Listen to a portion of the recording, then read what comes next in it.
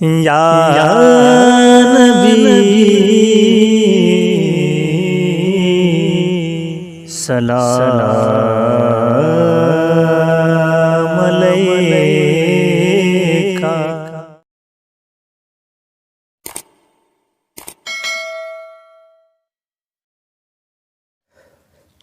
قربانی کی فضیلت۔ حضرت زید بن ارقم رضی اللہ تعالی عنہ سے روایت ہے کہ صحابہ کرام رضی اللہ تعالی عنہم نے عرض کیا، یا رسول اللہ صلی اللہ علیہ وسلم، قربانیاں کیا ہیں؟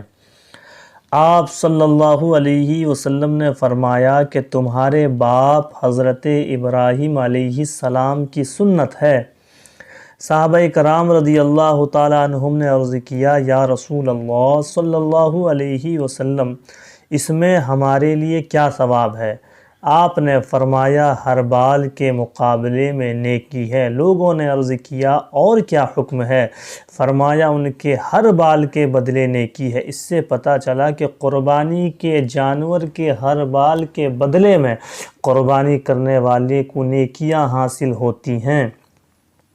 حضرت علی کرم اللہ وجہہ الکریم فرماتے ہیں کہ حضور نبی کریم صلی اللہ علیہ وسلم نے حضرت فاطمہ رضی اللہ تعالی عنہا سے فرمایا، اٹھ اور اپنی قربانی کے پاس کھڑی ہو جا، یقیناً قربانی کے خون کا پہلا قطرہ گرتے ہی تمہارے گزشتہ گناہوں کی مغفرت کر دی جائے گی، اور قربانی کا جانور قیامت کے دن اپنے گوشت اور خون کے ساتھ حاضر کیا جائے گا، اور اس کو 70 گنا بڑھا کر تمہارے ترازو میں رکھا جائے گا۔